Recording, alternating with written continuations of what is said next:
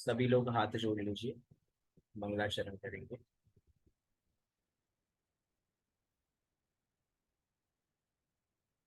नमो अरिहन्ताणं, नमो सिद्धाणं, नमो आयर्याणं, नमो उवच्छायाणं, नमो दूये सव्यसामूढम्। मैं ज्ञानानंद स्वभावी हूँ, मैं ज्ञानानंद स्वभावी हूँ। मैं हूँ अपने में स्वयं पूर्ण, पर की मुझ में कुछ गंध नहीं। मैं अरस अरूपी अस्पर्शी, पर से कुछ भी संबंध नहीं। मैं रंग राग से भिन्न, भेद से भी मैं भिन्न निराला हूँ। मैं हूँ अखंड चैतन्य पिंड, निज रस में रमने वाला। मैं ही मेरा करता धरता, मुझ में पर का कुछ काम नहीं। मैं मुझ में रहने वाला हूँ, पर में मेरा विश्राम नहीं। मैं शुद्ध बुद्ध अविरुद्ध एक, पर परिणति से अप्रभावी हूँ। आत्मानुभूति से प्राप्त तत्व, मैं ज्ञानानंद स्वभावी हूँ। मैं ज्ञानानंद स्वभावी हूँ, मैं ज्ञानानंद स्वभावी हूँ। इस प्रकार हमने यहाँ पर मैं ज्ञानानंद स्वभावी हूँ का पाठ पूर्ण किया। पिछले दिनों की कक्षाओं में हमने एक बहुत ही सुंदर पाठ प्रारंभ किया था, जिसका नाम था गुणस्थान। ये गुणस्थान विषय बहुत ही, अपने में देखा जाए तो बहुत सरल विषय है, और कहने को बहुत ही कठिन विषय है। सरलता की दृष्टि से देखेंगे तो सरल है, कठिनता की दृष्टि से देखेंगे तो कठिन है। लेकिन कोई भी चीज कठिन नहीं है, सब कुछ इजी बराबर है, अगर हम समझने की चेष्टा बराबर करेंगे तो। हमने बहुत सारी बातें देखी थी, और आज भी बहुत सारी बातें बराबर देखेंगे। प्रयास करेंगे कि इन दो कक्षाओं में, आज की कक्षा में और कल की कक्षा में, पूरे इस गुणस्थान के विषय को पूर्ण बराबर करें। हमारा विषय छठवें गुणस्थान तक बराबर पहुंच चुका था। थोड़ा सा रिवीजन जल्दी से करते हैं, उसके बाद विषय को प्रारंभ करेंगे। गुणस्थान किसे कहते हैं? तो हमने देखा था कि मोह और योग के निमित्त से जीव के श्रद्धा और चारित्र गुण की तारतम्य रूप अवस्था को गुणस्थान कहते हैं। ये कितने गुणस्थान होते हैं? तो 14 गुणस्थान होते हैं। वैसे तो अनंत है, लेकिन हम 14 गुणस्थान बराबर यहाँ पर कह रहे हैं। 12 गुण स्थान तो किसके निमित्त से बनते हैं? मोह के निमित्त से बनते हैं। और अंत के जो 2 गुण स्थान है, वो योग के निमित्त से बनते हैं। साथ ही साथ हमने ये भी देखा कि इन 14 गुण स्थानों में हमें प्रवेश करना नहीं है, मात्र उनके ज्ञान में प्रवेश करना है।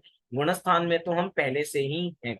शुरू के 3 गुण स्थान, प्रथम गुण स्थान, द्वितीय गुण स्थान और तृतीय गुण स्थान, ये सभी के सभी 3 गुण स्थान संसार मार्गियों के बराबर होते हैं। और बाकी के जितने गुण स्थान है, सभी के सभी मोक्ष मार्गी जीवों के बराबर होते हैं। अर्थात चौथे गुण स्थान से लेकर आगे तक के सभी गुण स्थान किसके हैं? मोक्ष मार्गी जीवों के हैं। इस प्रकार हमने थोड़ी मेमोराइज बराबर करने की कोशिश की। चौथे गुणस्थान के अंदर मिथ्यात्व और अनंतानुबंधी कषाय का अभाव हुआ था। पंचम गुणस्थान में अनंतानुबंधी कषाय के साथ अप्रत्याख्यानावरण कषाय का अभाव हुआ था। और छठवें गुणस्थान में अनंतानुबंधी, अप्रत्याख्यानावरण और प्रत्याख्यानावरण कषाय का अभाव हुआ था। इसका मतलब कि छठे सातवें गुणस्थान में, अभी छठवें गुणस्थान की बात करें तो छठवें गुणस्थान में संजलन कषाय का उदय है। इतनी सारी बातें हम पहले की कक्षाओं में बराबर देखकर आए थे। इसमें किसी को कोई परेशानी बराबर? भैया आपने होमवर्क दिया था। आपको मेरी आवाज आ रही है? हाँ भैया आ रही है। आपने होमवर्क दिया था। होमवर्क दिया था, मैं यही इंतजार बराबर कर रहा था, कोई मुझे याद दिलाए कि कोई होमवर्क बराबर दिया था। क्या होमवर्क दिया था? आंसर की तो बाद में बात करेंगे। प्रमाद के भेद 15। प्रमाद के भेद, बहुत 15%। 15 प्रमाद, ये भी हमने देखा। कुछ लोगों ने 10 बताए थे, कुछ लोगों ने 9 बताए थे, शायद गाड़ी 11 तक भी पहुंची थी, लेकिन प्रमाद कितने होते हैं? 15 15। होते हैं। 15। ये विषय कहाँ से आया था?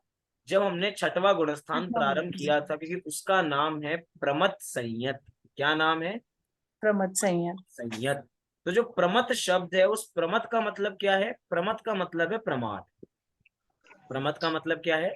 प्रमाद। प्रमाद। अर्थात प्रमाद क्या है? प्रमाद का मतलब बस आलस नहीं है, वो 15 प्रकार का बराबर होता है। आप में से लोगों ने कुछ रिसर्च बराबर की होगी, खोजा होगा बराबर कि 15 प्रकार के प्रमाद कौन से होते हैं।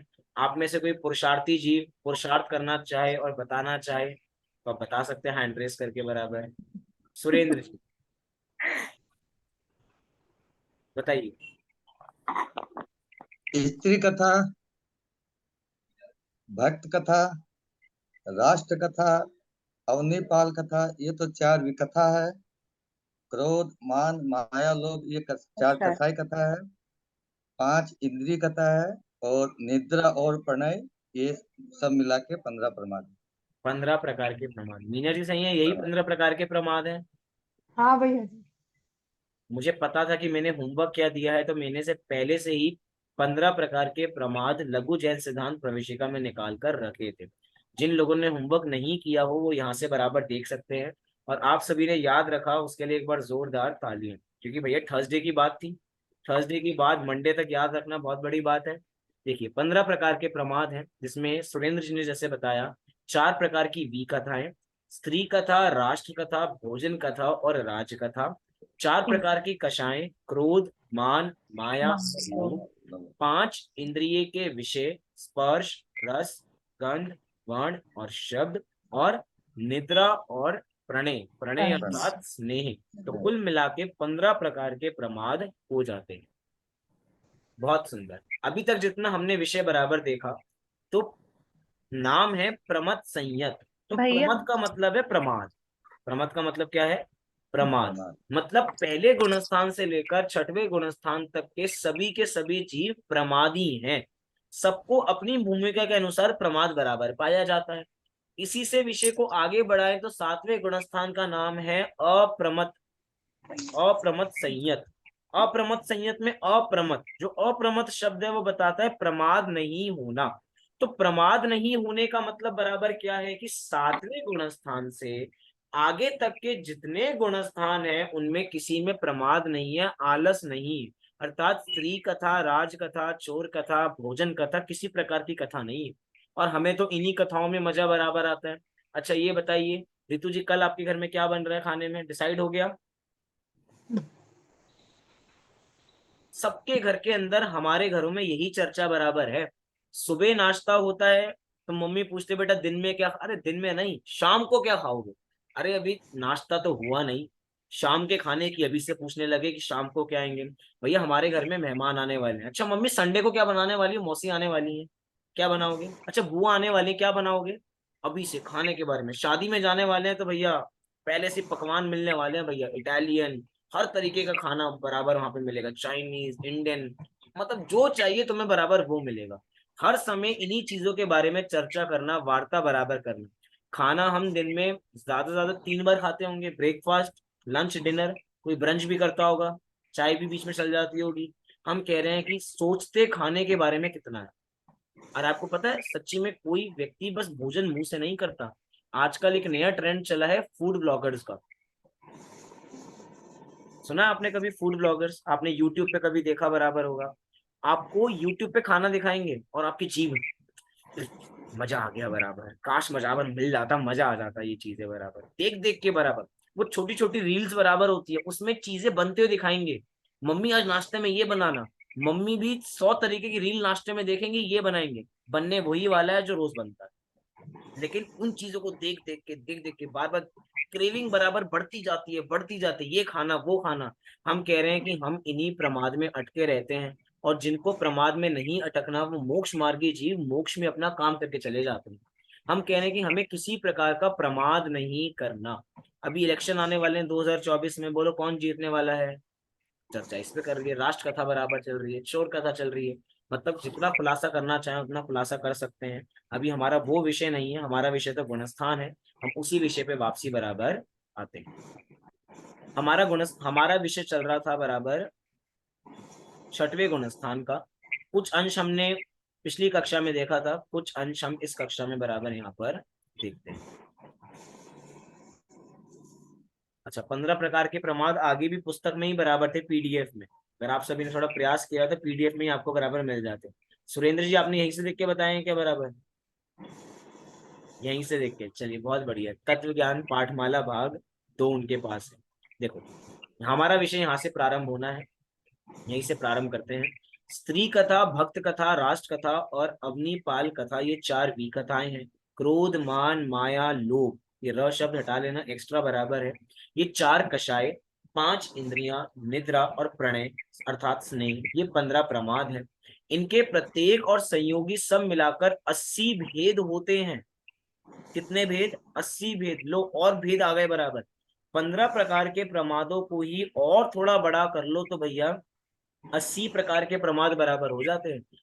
यह प्रमाद संयम में मल उत्पन्न करता हुआ भी छठवें गुणस्थान योग्य निश्चय संयम का घात नहीं करता। पॉइंट तो ये समझने वाला है। मतलब कि प्रमाद है छठवें गुणस्थान में, उसके बावजूद भी निश्चय संयम का घात नहीं होता। आप में से कोई मुझे बता सकता है घात क्यों नहीं होता? हमने पिछली कक्षा में अंतिम अंतिम 5 मिनट में इसकी बात बराबर की। छठवें गुणस्थान में निश्चय संयम का घात प्रमाद के रहते हुए भी क्यों नहीं होता? कोई आप में से बता सकता है? पिछली कक्षा के आखिरी के पूरे 5 मिनट की चर्चा यही थी। कोई शब्द पे जो याद आ रहा हो बराबर, अगर हिंट दूं तो याद आएगा बराबर। हमने उदाहरण लिया था मोबाइल का। एक मोबाइल की चार्जिंग है तो कितनी देर तक चल जाता है मोबाइल? आप कुछ याद आया? शुद्ध परिणति हुई है।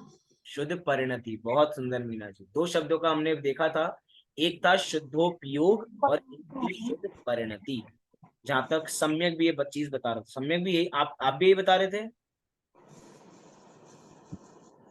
हमें ये बता रहा था कि जब हम शुद्ध उपयोग करते हैं तो हमारी शुद्ध परिणति हो जाती है, तो अगर हम शुद्ध उपयोग नहीं भी कर रहे हैं तो हमारी शुद्ध परिणति हो जाती है उस टाइम पे।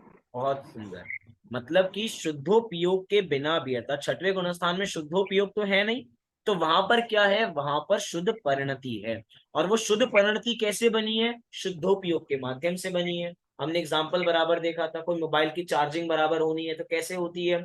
जब तक मोबाइल चार्ज तो चलता जा रहा है, जैसे ही पावर जाने वाली होगी तुरंत हम उसको वापसी चार्ज पे लगा देंगे। ऐसे ही शुद्धोपयोग से शुद्ध परिणति डेवलप होती है, और उसी की वजह से जीव छठवें गुणस्थान में आने के बावजूद भी, प्रमाद की दशा में होने के बावजूद भी निश्चय संयम का उसका घात नहीं होता। आगे, छठवें गुणस्थान में यथोचित शुद्ध परिणति सहित, देखिए आ गया शब्द, क्या बात थी? छठवें गुणस्थान में यथोचित अर्थात यथा उसकी भूमिका के अनुसार शुद्ध परिणति, शुद्धोपयोग शब्द का प्रयोग नहीं किया गया। छठवें गुणस्थान में शुद्धोपयोग नहीं है, क्या है? शुद्ध परिणति है। छठवें गुणस्थान में यथोचित शुद्ध परिणति सहित सविकल्पता, 7वें गुणस्थान में निर्विकल्पता होती है, तथा दोनों का काल अंतर्मूर्ति होता है। अतः मुनिराज हजारों वर्ष तक भी मुनि दशा में रहें तो भी उनको अंतर मुहूर्त गुणस्थान का पलटन होता रहता है। अर्थात श्रेणी में आरोहण नहीं करने वाले प्रत्येक मुनिराज मुनि दशा में रहते हुए अंतर मुहूर्त में 7वें गुणस्थान से छठवें गुणस्थान में आते हैं, फिर छठवें से 7वें गुणस्थान में चले जाते हैं। ऐसा सविकल्प निर्विकल्प का पलटन अनवरत होता ही रहता है। यहाँ पे इतनी सी बात हमें बराबर समझाई गई कि जितने भी हमारे मुनिराज हैं, हर समय गुणस्थान बदलता रहता है, हर समय। इनका, हमारा नहीं, मुनिराजों का। अभी तो 7वें गुणस्थान में है, लेकिन जब अपनी आत्मा में उपयोग नहीं टिका तो छठवें गुणस्थान में आ गए। छठवें गुणस्थान में भी उपयोग नहीं टिका तो फिर कहाँ चले गए, फिर सातवें गुणस्थान में चले गए। हमने एक दिन बात बराबर की थी, हमारे सामने गुलाब जामुन हो और खिचड़ी हो तो वो लोग क्या खाएंगे, गुलाब जामुन। गुलाब जामुन बराबर खाएंगे। क्यों खाएंगे, क्योंकि हमें गुलाब जामुन पसंद है, खिचड़ी कौन खाता है बराबर। मतलब जिसने गुलाब जामुन का स्वाद चखा हो वो खिचड़ी क्यों खाएगा। जिसने सातवें गुणस्थान के अनुसार अपनी आत्मा का अनुभव किया हो, जिसने आत्मा का रस चखा हो, वो बाहर अपनी आत्मा को छोड़ के क्यों आना चाहेगा। वो बात अलग है कि उपयोग टिकता नहीं है, बाहर आना पड़ता है। आना क्या पड़ता है, उपयोग है ही ऐसा। उपयोग की मतलब करना नियोग का नियम है, कोई भी परिणाम हमारा अंतर मुहूर्त से ज्यादा एक जैसा नहीं रहता। इसका मतलब ये है कि आपको क्या लग रहा है कि हम 9:15 से लेकर 10:15 तक की जो क्लास आज पढ़ेंगे, आप सभी का उपयोग क्लास में ही रहेगा क्या, बोलो। एक जैसा उपयोग बना रहेगा, अच्छा शुभोपयोगी बना रहेगा क्या, नहीं भैया। कितनी बार अशुभोपयोग होता है, कितनी बार। ये तो वास्तव में हम सभी ऑनलाइन पढ़ रहे हैं ना, ऑनलाइन में तो अशुभोपयोग बहुत ज्यादा होता है। क्यों होता है शुभोपयोग, कि भैया एक तो घर पे बैठे हैं, घर पे बैठे हैं और बार बार अपनी शक्ल देखते रहते हैं। मतलब सबको अपनी शक्ल दिखाई दे रही है, नहीं दे रही। मंदिर में होते तो भैया जो बोल रहा है बस उसको सुनते, अपनी शक्ल नहीं देखते।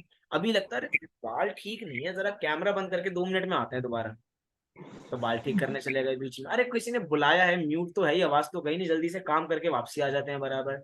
मोबाइल ही तो है हाथ में, कान में लेते लेते चलते चलते काम भी कर लेंगे, सारे काम बराबर हो जाएंगे। बोलो ऐसा होता है नहीं होता। हम लैपटॉप पे होंगे, हमारे पास तो विंडो चेंज करने का ऑप्शन है, मल्टीपल स्क्रीन कर लेंगे, ये भी काम कर लेंगे, ये भी काम कर लेंगे। मतलब उपयोग कितनी बार हमारा चेंज होता है। हम कह रहे हैं कि करना नियोग का नियम है, कोई भी उपयोग अंतर मुहूर्त से ज्यादा हमारा टिकता ही नहीं है, टूटेगा ही टूटेगा। मतलब 1 घंटे की क्लास भी अच्छी तरह नहीं लेते। आप इसी क्लास को दोबारा सुनना, रिकॉर्डिंग तो होती है इसकी, आप इस क्लास को दोबारा सुनना, आपको लगेगा अरे ये बात कब बोली थी, ये तो बात हमने सुनी ही नहीं, बोली भी थी क्या, मैं तो पूरा अच्छी तरह मैंने सुना है। ये आपको नया चीज बराबर लगे, क्यों, क्योंकि हमारा उपयोग वहां पर बराबर नहीं था। ऐसा बराबर हमेशा होता है। यही कह रहे हैं कि जब सातवें गुणस्थान में उपयोग नहीं टिका तो छठवें में आ गए, छठवें में नहीं टिका तो सातवें में चले गए। Point to be noted. अगर कोई परिणाम अंतर मुहूर्त से ज्यादा टिक जाए तो गुणस्थान नीचे गिर जाता है। मतलब क्या, समझ में नहीं आया।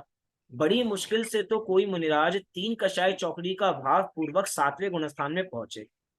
अब उनका परिणाम थोड़ा मतलब डिगमगा गया कि भैया अब तो वो बाहर में अर्थात शुभोपयोग में ही अंतर मुहूर्त से ज्यादा टिक गए, तो निश्चित रूप से उनका गुणस्थान नीचे गिर जाएगा।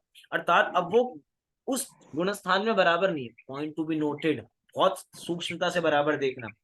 इसका मतलब ये नहीं कि बाहर में नग्नता नहीं है। किसी व्यक्ति का उपयोग अंतर मुहूर्त की तो बात है, तुरंत उपयोग क्या हुआ, बाहर आया और अंतर मुहूर्त से ज्यादा टिक गया, अर्थात 1 घंटा टिक गया बाहर में बराबर। अब क्या हुआ, अब गुणस्थान नीचे गिर गया। गुणस्थान नीचे गिर गया, बाहर में तो हमें वो मुनिराज दिखाई दे रहे हैं, बाहर में तो वो 28 मूल गुणों का पालन कर रहे हैं, लेकिन उसके बावजूद भी वो छठवें गुणस्थान में नहीं है, वो सातवें गुणस्थान में बराबर नहीं है। क्यों नहीं है, क्योंकि अब उनके वैसे परिणाम नहीं है। क्यों नहीं है, क्योंकि छठे सातवें गुणस्थान में तो 3 कषाय चौकड़ी का भाव था, और अगर अंतर मुहूर्त तक परिणाम टिक गया तो अब एक और कषाय का उदय आ जाएगा। अभी तो हमने प्रत्याख्यान कषाय को दबाया था तो छठा सातवां गुणस्थान था, अब उसी प्रत्याख्यान कषाय का उदय आ जाएगा। और जब प्रत्याख्यान कषाय का उदय आ जाएगा, अर्थात अब हमारा प्रमोशन नहीं, अब हमारा डिमोशन शुरू हो गया। हो सकता है 5वें गुणस्थान में गिर जाए, हो सकता है परिणाम इतने गिर जाए कि चौथे में आ जाए, और हो सकता है इतने परिणाम गिर जाए कि पहले गुणस्थान में आ जाए। इसीलिए बारंबार कहा जाता है कि भैया अपने परिणामों को संभालो। अगर आज अपने परिणामों को नहीं संभाला तो पंडित टोडरमल जी ने लिखा है कि ऐसे ऐसे जीव हैं जो 11वें गुणस्थान में पहुंचकर भी नीचे गिर जाते हैं। अब बताओ, परिणामों का खेल है कि हमारे कैसे परिणाम होते हैं। आज एक समय के बुरे परिणाम भविष्य के लिए सजा बन सकती है। बदला लेने की भावना, आज बदला लेने की भावना कल हमारे लिए भारी पड़ जाएगी बराबर, हमारा रास्ता काटना मुश्किल बराबर हो जाएगा। हम कह रहे हैं कि भैया हमें किसी के साथ बुरा करना ही क्यों है, अपने परिणामों को सुधारें, बस इतनी बात बराबर यहाँ पे है। यहाँ पे तो बात क्या की कि छठे गुणस्थान के अंदर कोई जीव छठा गुणस्थान को नाम दिया सविकल्प। क्या नाम दिया? सविकल्प। और सातवें गुणस्थान को क्या दिया? निर्विकल्प। अब सविकल्प निर्विकल्प, सविकल्प निर्विकल्प, ये हर समय चलता रहता है। मतलब जिस समय मुनिराज आहार लेने निकले हैं ना, अर्थात विहार हो रहा है मुनिराज का, उस समय में भी वे आत्मानुभूति कर सकते हैं। जिस समय मुनिराज आहार ले रहे हैं चौकड़ी बना के बराबर, उस समय भी मुनिराज अपनी आत्मा में लीन है। जिस समय मुनिराज उपदेश दे रहे हैं, जिस समय मुनिराज ग्रंथ का लेखन कर रहे हैं, अरे ऐसा कहा जाता है कि हमारे आचार्य कुंद कुंद देव ने समय सार की रचना की ना, 415 गाथाओं की। तो 415 गाथाओं को कैसे लिख रहे थे कि पहले अपनी आत्मा में जाते थे, डुबकी लगा कर आते थे, और जो आत्मा का रस आता था उसको कागज पे उतारते थे। बार बार डुबकी लगाते थे और बाहर आते थे, डुबकी लगाते थे बाहर आते थे। इसका मतलब क्या? बारंबार परिणाम आत्मा में जाता था और वहां से बाहर आकर उन ग्रंथ आदि का लेखन बराबर होता था। देखिए इस विषय को आगे देखते हैं। यहाँ इतना विशेष जानना कि मुनि दशा शुरू होते ही सर्वप्रथम सातवां गुणस्थान आता है, पीछे छठा होता है। Point to be noted. अभी चौथे गुणस्थान से जीव पांचवें गुणस्थान में आया था, तो पांचवें गुणस्थान से छठवें गुणस्थान में जाएंगे? अब नहीं, पांचवें गुणस्थान से छठवें में नहीं जाएंगे, पांचवें से सीधा कहाँ जाएंगे? सातवें में जाएंगे। छठा गुणस्थान तो नीचे गिरते हुए का है, कोई जीव सातवें में जाएगा उसके बाद छठवें में आएगा। अच्छा, ऐसा भी हो सकता है क्या? कोई जीव पांचवें गुणस्थान से सातवें गुणस्थान में गया और छठवें में आया ही नहीं, सातवें से सीधा आगे निकल लिया? नहीं, ऐसा कभी नहीं होगा। अर्थात सातवां छठवां ऐसे असंख्यात बार होना कंपलसरी है। कितनी बार? असंख्यात बार ऐसा होना कंपलसरी है। ऐसा हो ही नहीं सकता कि कोई जीव पांचवें गुणस्थान से सातवें गुणस्थान में जाए और वहीं से आगे मोक्ष मार्ग में निकल जाए। बाहर में उसको आना ही पड़ेगा, अर्थात करना नियोग का नियम है। परिणाम ही ऐसे हैं कि एक बार नहीं, दो बार नहीं, तीन बार नहीं, ऐसे। इसको शास्त्रों में कहा जाता है झूला झूलना। आपने सुना कभी प्रवचन में? मुनिराज तो झूला झूलते हैं, छठे सातवें का झूला झूलते रहते हैं। तो कोई उनके पास झूला होगा बाहर गार्डन में, जैसे हमारे घरों में लटका के रखते हैं, वैसा कोई झूला होगा? नहीं। अरे परिणामों का झूला है ये। कब परिणाम ऊपर हो जाते हैं, कब परिणाम गिर जाते हैं, ऐसा हर समय चलता रहता है। हमारे भी तो परिणाम ऐसे ही हैं। अभी 2 मिनट पहले बहुत गुस्सा आ रहा था, उसके बाद परिणाम शांत हो गए। अभी तो बहुत मार दूंगा, काट दूंगा, ऐसे भाव आ रहे थे, और उसके बाद शांति से बैठे, ठंडा पानी पिया बराबर, तो शांत बराबर हो गए।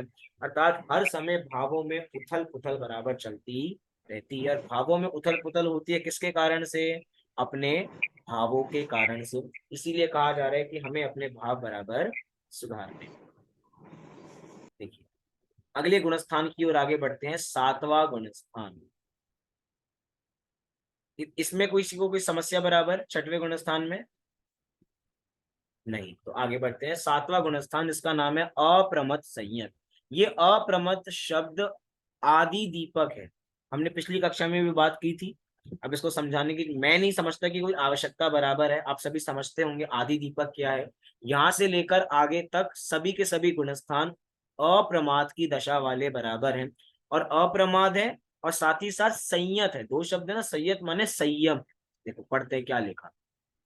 जो भावलिंगी मुनिराज पूर्वोक्त 15 प्रकार के प्रमाद रहित हैं, उन्हें अप्रमत्त संयत गुणस्थान वर्ती कहते हैं। इनके अनंतानुबंधी आदि 12 कषायों का अभाव तो होता ही है, साथ ही संजलन कषायों तथा नो कषायों की तीव्रता ना होकर सप्तम गुणस्थान योग्य मंदता होती है। अतः इसके मल को उत्पन्न करने वाला प्रमाद नहीं होता और मूल गुण उत्तर गुण आदि की सहज निरतिचार परिणति बनी रहती है। इसलिए इसकी अप्रमत्त संयत संज्ञा सार्थक है। अब देखो इसको बराबर समझते हैं। 4 कषाय चौकड़ी बराबर होती है। कौन कौन सी? अनंतानुबंधी, अप्रत्याख्यानावरण, प्रत्याख्यानावरण और संजलन। 3 कषाय चौकड़ी का तो अभाव हो चुका, बची कौन सी? संजलन कषाय। अब यही संजलन कषाय 10वें गुणस्थान तक चलती है। कहाँ तक चलती है? 10वें गुणस्थान तक चलती है। आप इस विषय को बराबर लिख लीजिए, भूलेंगे नहीं बराबर। छठवें गुणस्थान में तो संजुलन कषाय की तीव्रता है, लिख लेंगे तो उसके बाद उसकी बात करेंगे। जिन लोगों का कैमरा बंद है वे सभी लिख रहे हैं ना? क्या कहा? छठवें गुणस्थान में संजलन कषाय की तीव्रता है, सातवें गुणस्थान में संजलन कषाय की मंदता है, आठवें गुणस्थान में संजलन कषाय का मंदतर उदय है, नौवें गुणस्थान में संजलन कषाय का मंदतम उदय है,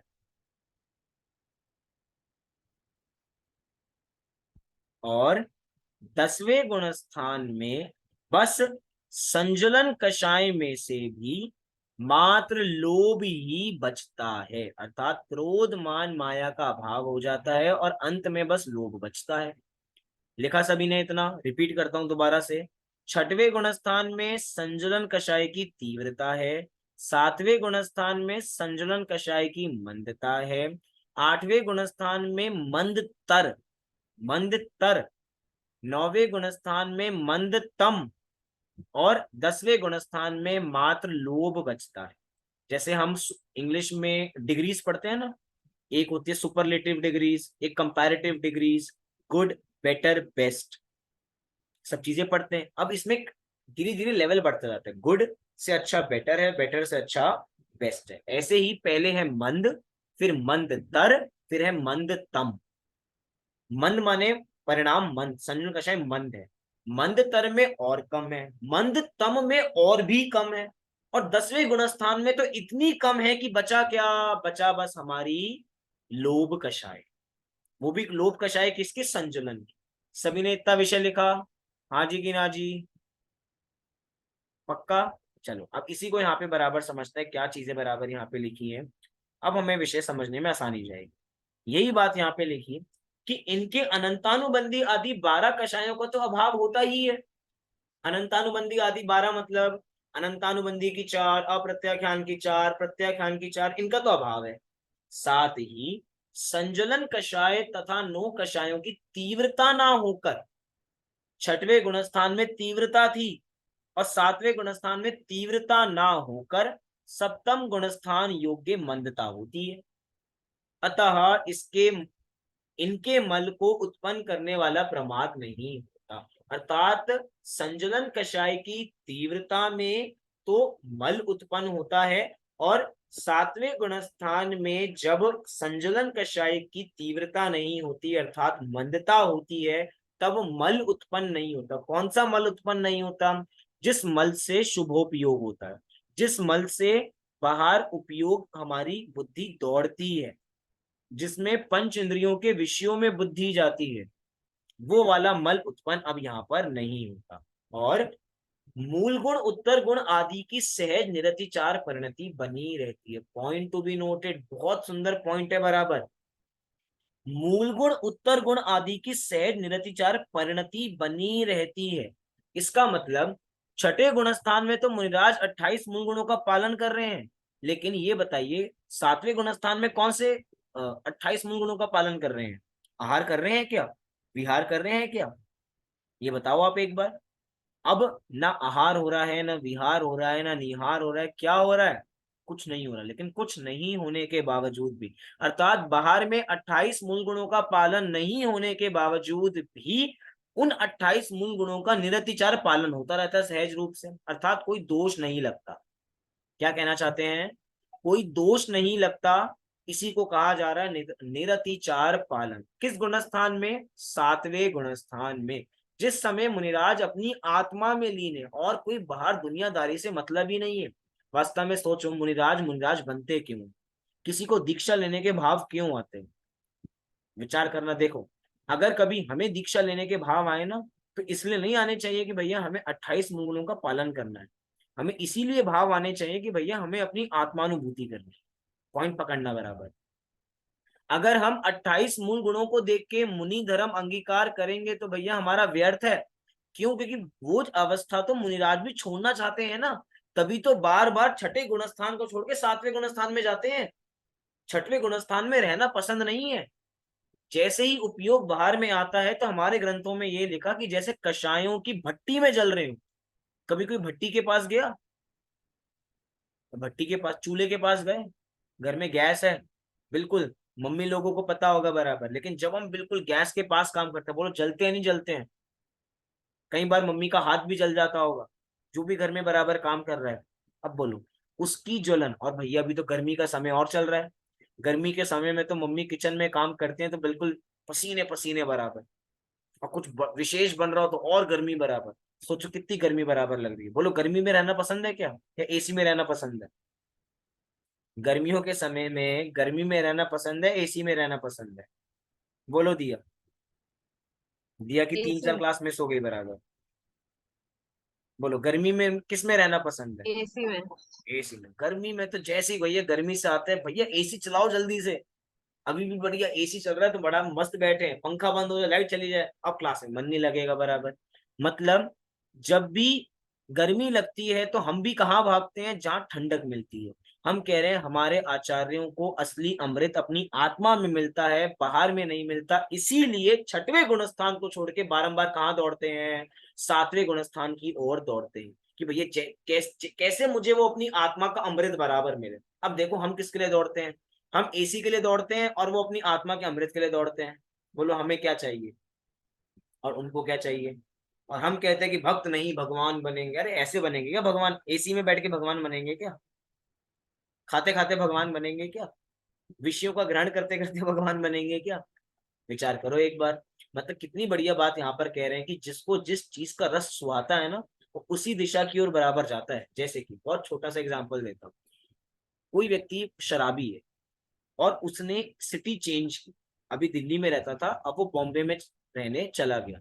तो जिसको शराब की लत है ना, वो शराब की दुकान ऑटोमेटिक ढूंढ लेता है, उसको ऐसे ही लोग बराबर मिल जाते हैं। कोई उसको, उसकी तलब ही वही है ना, वो किसी भी व्यक्ति से पूछेगा तो यही पूछेगा भैया यहाँ पर शराब कहाँ पर मिलती है, जरा बताओगे? क्वेश्चन यही पूछेगा वो। मतलब जिसको जिस चीज का रस होगा वो यही पूछेगा। और अगर कोई जैनी गया भैया, दिल्ली छोड़ के बॉम्बे रहने के लिए गया, तो सबसे पहले क्या पूछेगा? भैया यहाँ पे सबसे पहले मंदिर कहाँ पे है, हमें तो वहीं घर चाहिए जहाँ पे बिल्कुल मंदिर पास में हो बराबर। अब सोचो हमारे भावों की वजह से कितना बड़ा डिफरेंस। हम तो ये बात करें जिसको जिसकी रुचि होती है वो वहां दौड़ता है, विषयों की रुचि होगी तो विषयों में जाएंगे, बाहर की रुचि होगी तो बाहर बराबर जाएंगे। मुनिराज को आत्मा की रुचि है तो बारंबार वो आत्मा में दौड़ते हैं। इसलिए अब क्या बात, इतनी अभी तो ये बात चल रही थी, मूल गुण उत्तर गुण आदि की सहज निरतिचार परिणति बनी रहती है, इसीलिए इनकी अप्रमत संयत संज्ञा सार्थक है।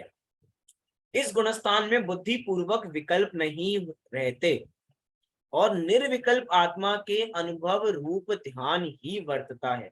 सातवें सहित आगे के सब गुणस्थान की निर्विकल्प स्थिति ही होती है।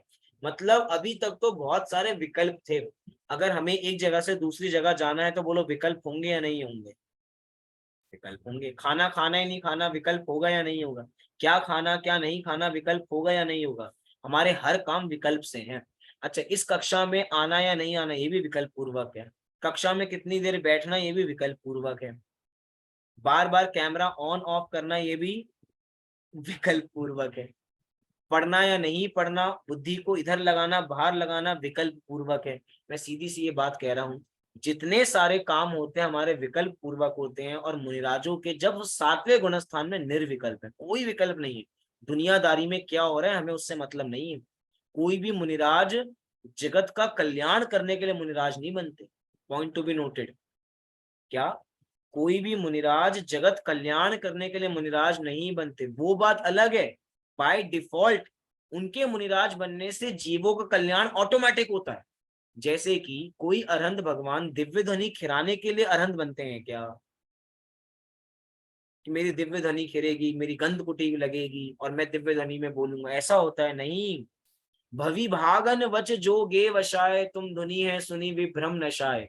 कि भैया भव्य जीवों के भाग्य से दिव्य ध्वनि खिरती है, अरहंत भगवान खिराना नहीं चाहते। मुनिराज जगत कल्याण के लिए मुनिराज नहीं बने, वो अपना कल्याण करने के लिए मुनिराज बने हैं। मतलब भैया जैन दर्शन सेल्फिश बनना सिखाता है। तो बोलो हम सभी सेल्फिश है या नहीं है? हमें तो भैया दूसरों का कल्याण करना है। हम सब लोग दूसरों को मंदिर भेजने में लगे पड़े हैं, दूसरों को स्वाध्याय कराने में लगे पड़े हैं, दूसरों को सम्यक दर्शन कराने में लगे पड़े हैं। ये देखो हम खुद कितना मंदिर जाते हैं, हम कितना स्वाध्याय करते हैं, हमें सम्यक दर्शन हुआ या नहीं हुआ, अपनी एनालिसिस है नहीं, और दूसरे की पूरी खाट खटिया खड़ी करके रखते हैं, दूसरे को खूब डांटते बराबर रहते हैं। अब बताओ कैसे काम चलेगा? मुनिराज बने हैं वो अपने लिए बने हैं, यही बात यहाँ पे बराबर हमें समझाई जा रही है।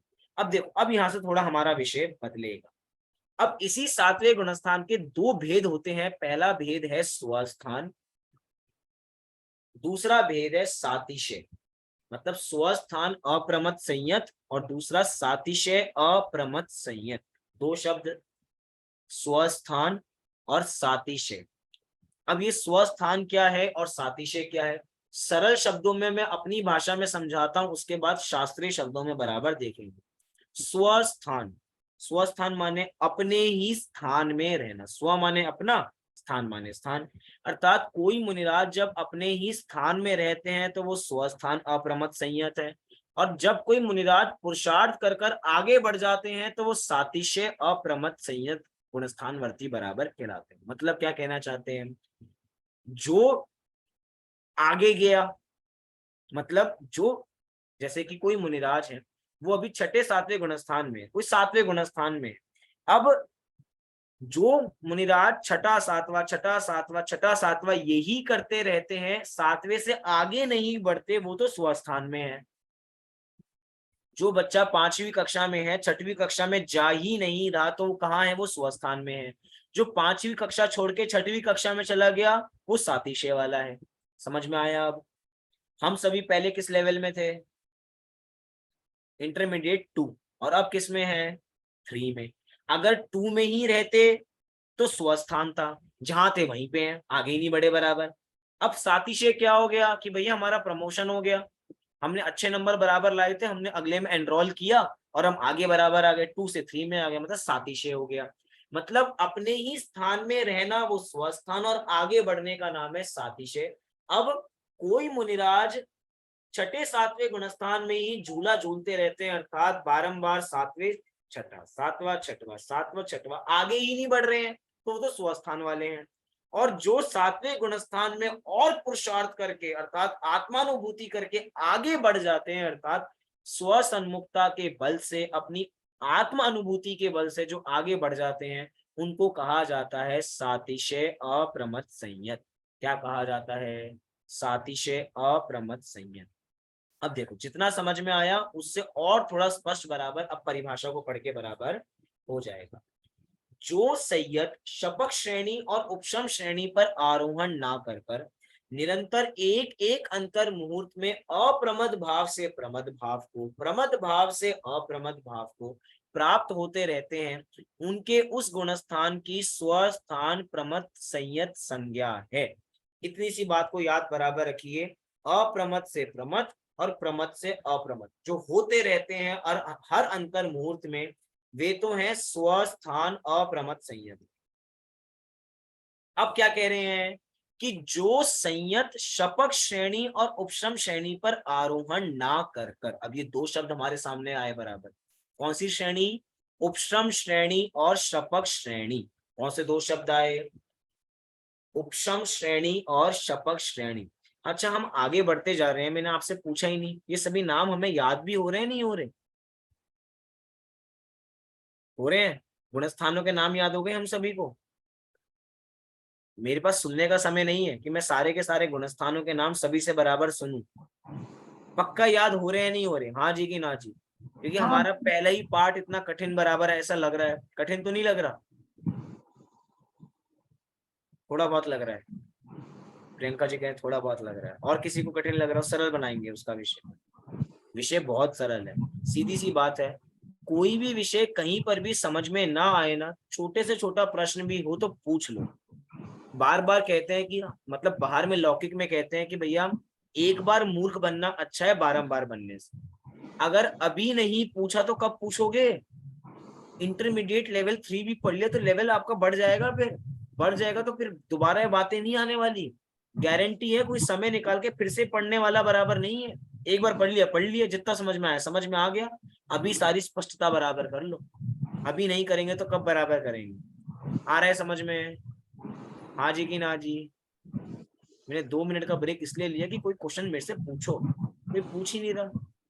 जब हमें गुणस्थान पढ़ाया गया था तो हम तो जान खा जाते थे, हमें तो हर चीज बताओ, इसका नाम ऐसा क्यों है, ये क्यों है, इसके भी हर चीज बताओ, यहाँ से कहाँ जाएंगे, मरण हो गया तो क्या हो जाएगा बराबर, इसकी इतनी आयु बराबर क्यों है। आप में से कोई प्रश्न ही नहीं पूछता। या तो सब समझ में आ रहा है या सभी समझ में आ रहा है, क्या हो रहा है?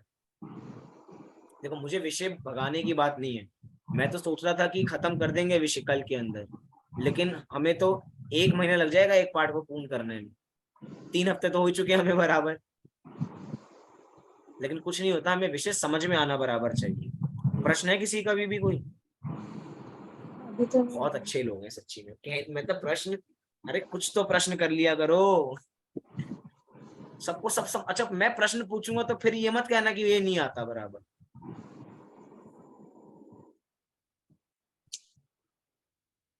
रुका हूं मैं, चलो ठीक है, सबको अच्छे को समझ में आ रहा है तो कोई दिक्कत की बात नहीं। नहीं, आखिरी में पूछेंगे, क्या लास्ट में क्लास के बाद पूछेंगे, है प्रश्न। है प्रश्न? चलो अच्छा, मन को राहत मिली, एक प्रश्न बराबर आया। नहीं तो ऐसे ऐसे आगे बढ़ते जा रहे हैं, पता नहीं क्या समझ में आ रहा है। मुझको कभी बार लगता है कि बस मैं अपने आप को समझाता जा रहा हूँ बराबर, कोई प्रश्न ही नहीं पूछता सामने से बराबर। चलो आखिरी में प्रश्न आपका लेंगे बराबर। वैसे मुझे पता है कि आप सबको सब समझ में आ रहा है, आ रहा है ना? यही समझ के मैं आगे बराबर विषय को बढ़ा सकता हूँ, नहीं तो नहीं बढ़ा सकता बराबर। यहाँ पे 2 संज्ञाओं की बात बराबर की, एक उपशम श्रेणी और एक शपक श्रेणी। अर्थात जो सातिशय गुणस्थान है, अर्थात सातिशय अप्रमत संयत नाम का जो व्यवस्था बराबर, जो क्या बात बराबर चल रही है, जो अपना 7वां गुणस्थान है जिसमें सातिशय अप्रमत संयत है। क्या है? सातिशय अप्रमत संयत। वहां पे एक व्यवस्था का नाम है सातिशय। उस सातिशय के अंदर 2 ऑप्शन बराबर आते हैं, मतलब फिर 2 सीढ़ियों के ऑप्शन खुलते हैं। सीढ़ियां तो 2 नहीं है, 2 ऑप्शन दिए जा रहे हैं। या तो कोई मुनिराज उपशम श्रेणी चढ़ेंगे या तो कोई मुनिराज शपक श्रेणी चढ़ेंगे। शब्दों से समझ में आना चाहिए। उपशम, जिन्होंने कर्मों का उपशम किया होगा वो उपशम श्रेणी चढ़ेंगे, जिन्होंने कर्मों का क्षय किया होगा वो शपथ शपक श्रेणी चढ़ेंगे। इतना समझ में आया? चढ़ेंगे तो दोनों ही सातिशय अप्रमत संयत में हैं, लेकिन 2 ऑप्शन सामने से खुल जाते हैं कि भैया आपके सामने केबीसी में 2 ऑप्शन आ गए, उपशम श्रेणी और शपक श्रेणी। जिन्होंने कर्मों का उपशम किया होगा वो उपशम श्रेणी चढ़ेंगे, जिन्होंने कर्मों का क्षय किया होगा वो शपक श्रेणी बराबर चढ़ेंगे। लेकिन जैसा मैंने आपको समझाया है, ये ऐसे नहीं होता कि उनके पास सामने 2 ऑप्शन आते होंगे, मुनिराज चूज करते होंगे कि मुझे उपशम चढ़ना है शपक चढ़ना है। अगर ऑप्शन होता तो सभी लोग शपक चढ़ते हैं ना, उपशम कोई चढ़ता ही नहीं। लेकिन ये हमारे करने से, हमारे सोचने से बराबर नहीं होता, तभी कहा जाता है कर्म व्यवस्था है ये। कर्मों के अंदर जो होना होगा वो ऑटोमेटिक व्यवस्था है। सबसे बड़ी बात ये नहीं पता कि हमारे कर्मों का क्षय है या उपशम है, हमें पता है क्या? हमें नहीं पता। मुनिराज को पता, मुनिराज को भी नहीं पता। कर्म की व्यवस्था है, वो कर्म जाने बराबर। हम तो भैया अपनी आत्मानुभूति जानते हैं, हम तो आत्मानुभूति करेंगे, और उसी आत्मानुभूति के बल पे कोई जीव शपक श्रेणी चढ़ते हैं, और उसी आत्मानुभूति के बल पे कोई जीव शपक श्रेणी बराबर चढ़ते हैं। आगे जाके देखेंगे तो उपशम श्रेणी के भी 4 गुणस्थान है और शपक श्रेणी के भी 4 गुणस्थान है। क्या कहा? उपशम श्रेणी के भी 4 गुणस्थान और श्रपक श्रेणी के भी 4 गुणस्थान। लिखिए अब सभी विषय। उपश्रम श्रेणी के 4 गुणस्थान कौन कौन से, उनकी संख्या बराबर बता रहा हूं। उपश्रम श्रेणी के 4 गुणस्थान 8वां, 9वां, 10वां और 11वां। उपश्रम श्रेणी के 4 गुणस्थान कौन सा? 8वां, 9वां, 10वां और 11वां। शपक श्रेणी के भी 4 गुणस्थान 8वां, 9वां, 10वां और 12वां। 11वां नहीं होगा? नहीं, 11वां नहीं होगा। यही बात है कि उपशम श्रेणी वालों के लिए तो 11वां गुणस्थान है और शपक श्रेणी वालों के लिए 12वां गुणस्थान है। तभी आप आगे जाके देखेंगे तो 11वें गुणस्थान का नाम है उपशांत। और 12वें गुणस्थान का नाम है क्षीण, क्षीण कषाय अर्थात उपशांत कषाय और क्षीण कषाय, जहाँ पे उपशम अर्थात उपशांत हुआ है और जहाँ पे क्षीण हो गई है, क्षीण कषाय। समझ में आया सभी को? हाँ जी कि ना जी? मैं उपशांत हुआ है। एक बार भैया फिर से बोलिए। उपशम श्रेणी के 4 गुणस्थान, 8वां 9वां 10वां 11वां, शपक के भी 4, 8वां 9वां 10वां और 12वां। 11वां और 12वां में डिफरेंस क्या है कि कौन से 11वें में जाएंगे? जिन्होंने कर्मों का उपशम किया है। उपशम किया अर्थात कर्मों को दबाया है, कर्मों का अभाव नहीं किया। कर्मों को दबाना ऐसा जैसे सोता हुआ शेर कभी भी जाग सकता है, और कर्मों का क्षय मतलब वो मरा हुआ शेर कभी जागेगा ही नहीं। कर्मों का क्षय करके हम आए हैं बराबर। तो जिन्होंने कर्मों का क्षय किया होगा वो तो सीधा 10वें गुणस्थान से 12वें में जाएंगे, लेकिन जिन्होंने कर्मों का उपशम किया होगा वो 10वें से 11वें में जाएंगे। और 12वें वाले लौट के 11वें में आ सकते हैं? नहीं, अब यही आगे अभी आगे जाके देखेंगे। ये सारा विषय भी जब वो गुणस्थान आएगा तब बराबर देखेंगे 11वें में कैसे होता है, 12वें में बराबर कैसे होता है। अभी तो ये समझे कि सातिशय अप्रमथ संयत में 2 श्रेणी बराबर आ जाती है, उपशम श्रेणी और शपक श्रेणी। उपशम श्रेणी में 4 है, शपक श्रेणी में 4 है। डिफरेंस बस ये है कि उसके अंदर भी 8वां 9वां 10वां है, इसके अंदर भी 8वां 9वां 10वां है, लेकिन उपशम में तो 11वां है और शपक में 12वां। सम्यक दिया कुसुम जी, बाकी सबको विषय क्लियर है? बाकी सबकी तो मैं फेस देख पा रहा हूँ।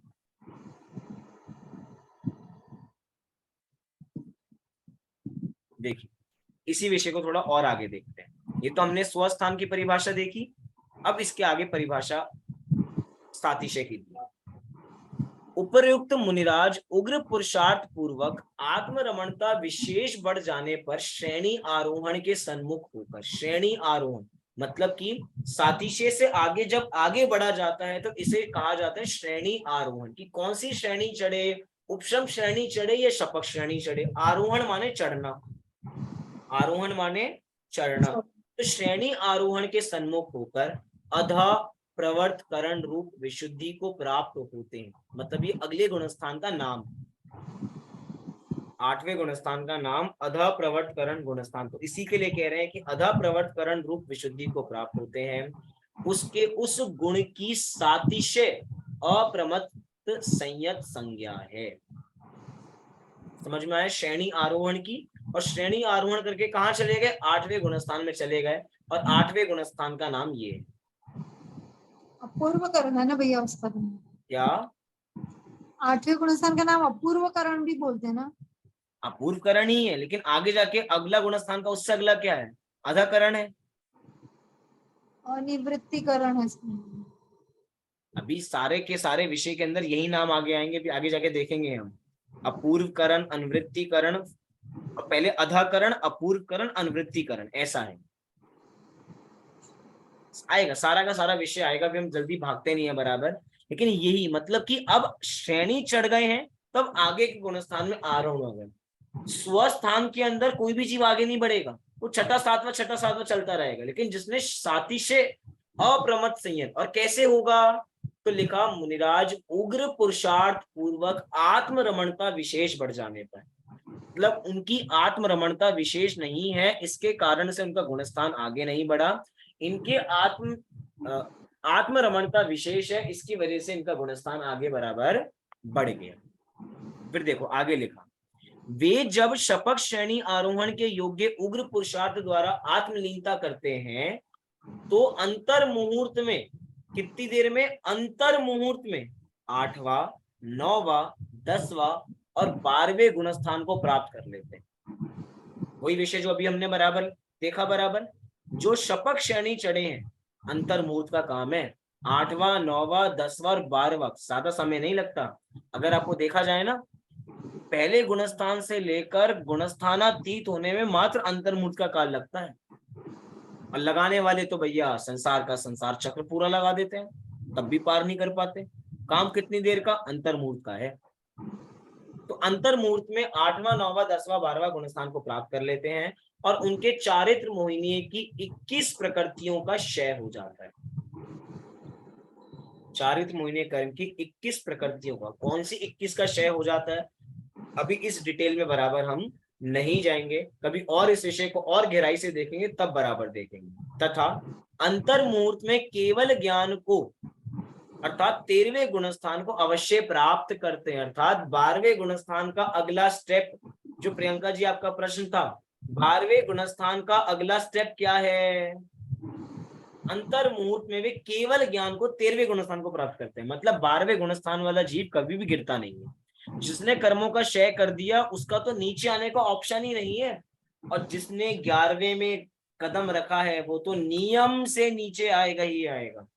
या तो गुणस्थान का काल पूरा हो जाएगा या आयु पूरी हो जाएगी, कोई भी कारण बने 11वें गुणस्थान में जिसने में कदम रख दिया नियम से वो नीचे आएगा, ऊपर जा ही नहीं सकता। 11वां वाला जीव फिर 12वें 13वें में आगे नहीं बढ़ता। जब तक कर्मों का क्षय नहीं होगा तब तक आगे कैसे बढ़ेंगे। कर्मों को दबाकर तो केवल ज्ञानी नहीं बना जा सकता ना, कर्मों का अभाव करके तो केवल ज्ञानी बना जा सकता है, लेकिन क्षय करना पड़ेगा। तो 11वें के बाद अगर क्षय हो जाए तो भी नहीं बढ़ेंगे, मतलब 11वें के बाद क्षय की कोई प्रकृति नहीं रहती फिर क्या फिर 11वें गुण स्थान तक अपन उपशम श्रेणी का पढ़े ना, 8 9 10 11। तो उपशम 11वें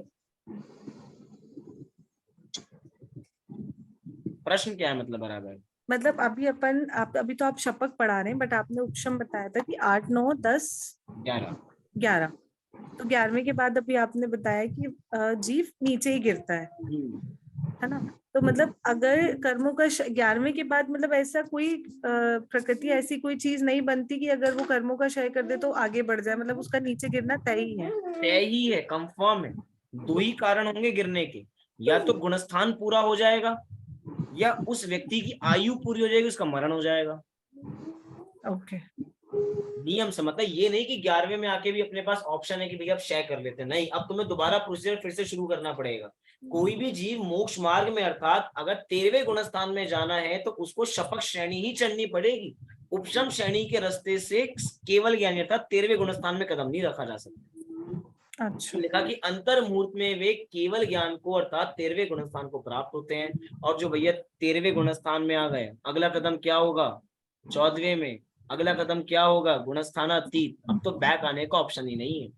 तभी कहा था कि जिसने 7वें गुणस्थान में कदम रखा और 7वें में भी सातिशय में कदम रखा और सातिशय के अंदर भी जिसने शपथ श्रेणी चढ़ी वो तो नियम से मोक्ष जाएगा ही, मतलब जाएंगे तो सभी जिसने सम्यक दर्शन प्राप्त कर लिया, लेकिन अब उसके नीचे गिरने का चांस नहीं, गिरेगा ही नहीं नीचे। अब तो धीरे धीरे आगे बढ़ता रहेगा, 8वां 9वां 10वां 12वां 11वां नहीं 8वां 9वां 10वां 12वां 13वां 14वां और गुणस्थानातीत। फिर आगे क्या लिखा, यदि वे उपशम श्रेणी के योग्य मंद पुरुषार्थ द्वारा, अब देखो पॉइंट, यदि वे उपशम श्रेणी के योग्य मंद पुरुषार्थ, मतलब शपथ श्रेणी में तो किया था उग्र पुरुषार्थ, शब्दों पे ध्यान देना बराबर, और उपशम श्रेणी में क्या किया, मंद पुरुषार्थ। अब वैसा पुरुषार्थ नहीं था तो मंद पुरुषार्थ द्वारा आत्मलीनता करते हैं। देखो कमी नहीं है पुरुषार्थ में, पुरुषार्थ तो इधर भी है, लेकिन इतना नहीं है कि कर्मों का क्षय वाला हो जाए, तो मंद है। तो उस आत्मलीनता से अंतर मुहूर्त में 8वां 9वां 10वां और 11वें गुणस्थान को प्राप्त करते हैं और उपर्युक्त 21 प्रकृतियों का क्षय ना होकर मात्र उपशम होता है। यहाँ क्या हुआ था, 21 प्रकृतियों का, पहले वाले में 21 प्रकृतियों का क्षय हुआ था क्योंकि शपथ श्रेणी चढ़े हैं। यहाँ पे उपशम श्रेणी चढ़े हैं तो क्षय नहीं होगा, यहाँ पे उपशम होगा। और भैया जब तक बैलेंस को खत्म करके नहीं जाएंगे, मतलब हमें कैरी फॉरवर्ड नहीं करना। अकाउंट्स के अंदर कैरी फॉरवर्ड बहुत चलता है कि हम आगे फॉरवर्ड कर देते हैं, अगले महीने में कर देंगे, लेकिन नहीं, अगले महीने में फॉरवर्ड नहीं करना, खत्म करके बैलेंस को जब तक खत्म नहीं करेंगे तब तक आगे गुण स्थानों में हम प्रवेश नहीं कर सकते। अध प्रवर्त करण का काल अंतर मुहूर्त है। यहाँ करण का अर्थ परिणाम है और अध प्रवर्त करण स्थित जीव को प्रत्येक समय में अनंत गुणी विशुद्धता होती रहती है और भिन्न भिन्न जीवों की अपेक्षा ऊपरी तंत्र समयवर्ती अर्थात आगे आगे के समयवर्ती तथा अधस्तन समयवर्ती अर्थात पीछे पीछे के समयवर्ती जीवों के परिणाम विसदृश भी होते हैं तथा सदृश भी होते हैं। ऐसे अधा प्रवर्तकरण युक्त जीवों को सातिशय अप्रमत संयत कहते हैं। अब ये थोड़ा ऐसा विषय है, मैं समझा तो बराबर दूं, लेकिन बहुत सारा विषय होगा कि थोड़ा बाउंस कर जाएगा मतलब आएगा समझ में, समय भी पूरा लगेगा, लेकिन अभी हम जितना भी हमने समझा उसकी अपेक्षा से बस इसको पढ़ लें।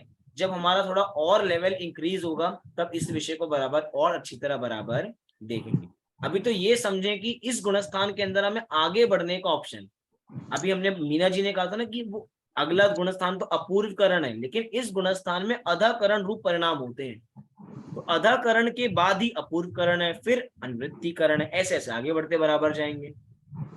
तो इसका भी काल अंतर्मुहूर्त है और करण का मतलब परिणाम। बस अभी के लिए इतना ही बराबर समझ के रखिए, इससे ज्यादा विषय में जाएंगे तो बहुत सारा कंफ्यूजन बराबर क्रिएट हो जाएगा। तो यहाँ पे हमने छठे सातवें गुणस्थान का विषय बराबर पूर्ण किया और इसी के साथ अपना समय भी बराबर पूर्ण हो जाता है। वैसे तो अभी 3-4 मिनट है, आप सभी लोग लेट आए थे, लेकिन कुछ नहीं होता, 2-3 मिनट पहले आपकी छुट्टी बराबर कर देते हैं, क्योंकि नया विषय प्रारंभ कर नहीं सकते। मेरी चाह तो है कि खत्म ही कर दे बस बराबर, नहीं तो हमारा आगे वाले पार्ट प्रारंभ ही नहीं हो पाएंगे। आगे मेरे से अपडेट पूछेंगे कितने पार्ट हो गए, मैं कहूंगा एक ही हुआ, अभी तक एक भी नहीं हो पाया बराबर। कुछ नहीं होता, धीरे धीरे समझेंगे, पूरा समझेंगे। तो अभी हमने सातवें गुणस्थान तक का अपना विषय बराबर पूर्ण किया। अगली कक्षा में अर्थात कल की कक्षा में हम 8वां 9वां 10वां 11वां 12वां 13वां 14वां जितने भी बराबर हो पाएंगे उतने गुणस्थानों को बराबर पूर्ण करने का प्रयास करेंगे। अभी आपका कोई प्रश्न हो तो आप मेरे से बराबर पूछिए, नहीं तो अभी की बात को मैं पूर्ण करूंगा। भैया मुझे इसमें ना पर्यायों का बहुत कंफ्यूजन होता है, जैसे कि सारे गुणस्थान एक ही पर्याय में नहीं हो सकते कभी कंप्लीट। जैसे अभी स्त्री पर्याय है तो पंचम गुणस्थान के आगे नहीं जाया जा सकता, तो उसके लिए जब अगली पर्याय जब हम धारण करेंगे तो वो वापस चीजें शुरू से शुरू होती है।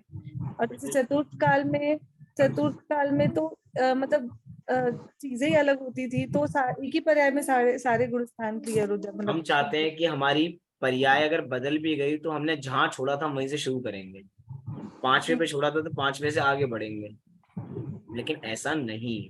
बात ये है कि ऐसा हो भी जाता है, ऐसी बात नहीं है, क्योंकि जीव के परिणाम है ना, जीव सम्यक दर्शन लेके भी चला जाता है और अगली पर्याय में भी सम्यक दृष्टि होता है। जैसे कि रामचंद्र जी जन्म से ही सम्यक दृष्टि है, भरत जी जन्म से ही सम्यक दृष्टि है, जन्म से ही मतलब उन्होंने पूर्व में भी उनके साथ सम्यक दर्शन बराबर था।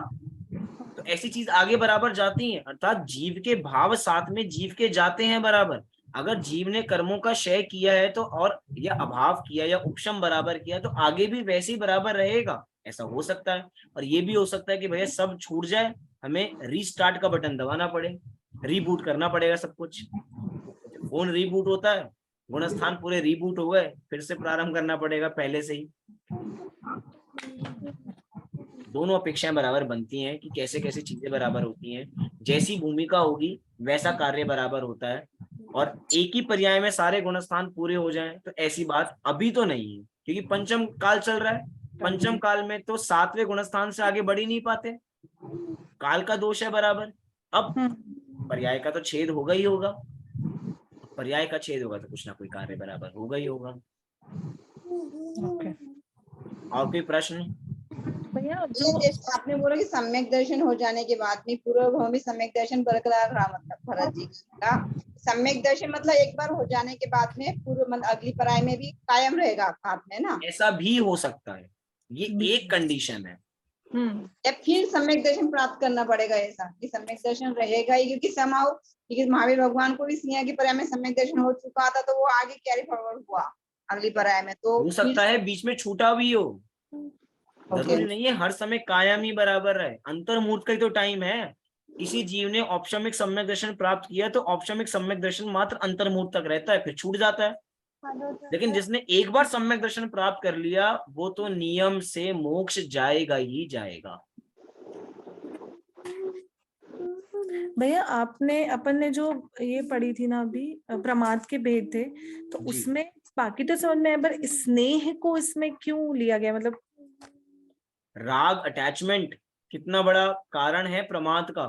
ओके अगर हमें कोई मंदिर जाने से रोक ले कि भैया आज हमारे साथ ही थोड़ा दिन स्पेंड करो, तो बोलो मंदिर जाएंगे? फिर स्नेह के कारण रुक जाएंगे। बच्चों को माता पिता से, माता पिता को बच्चों से कितना प्रेम है, हम साथ साथ हैं, इसके गीत गाए जाते हैं बराबर।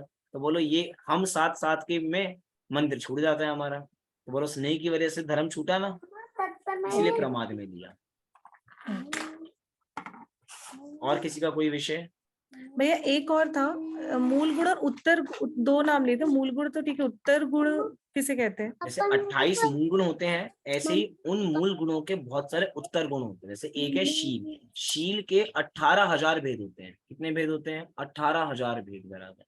तो उत्तर गुण बराबर हो गए। जैसे हमारे मुनिराज के 28 मूल गुण हैं, उन्हीं 28 मूल गुणों के उत्तर गुण भी होते हैं, उन्हीं में और विशेषता बराबर होती है, ऐसा। चलिए, साथ ही साथ आज गुरु पूर्णिमा है, तो हमारे असली गुरु हमारे पंच परमेष्ठी हैं, जिन्होंने हमें मोक्ष का मार्ग बराबर बताया। तो उसके स्मरण पूर्वक अपनी कक्षा को यहाँ पे विराम देते हैं। साथ में नमोकार मंत्र पढ़ेंगे और अपनी कक्षा को यहाँ पे पूर्ण करेंगे। नमो अरहंताणं, नमो सिद्धाणं, नमो आयर्याणं, नमो उवच्छायाणं, नमो वेसवसाहूणम्। ऐसे अनंत गुरुओं का हम पे उपकार है। इसी मंगल भावना से अभी की बात को हम यहीं पे विराम देते हैं। कल इसी समय पे हमारी मुलाकात बराबर होगी। सभी को सादर जय जय। जय जिनेन्द्र। नहीं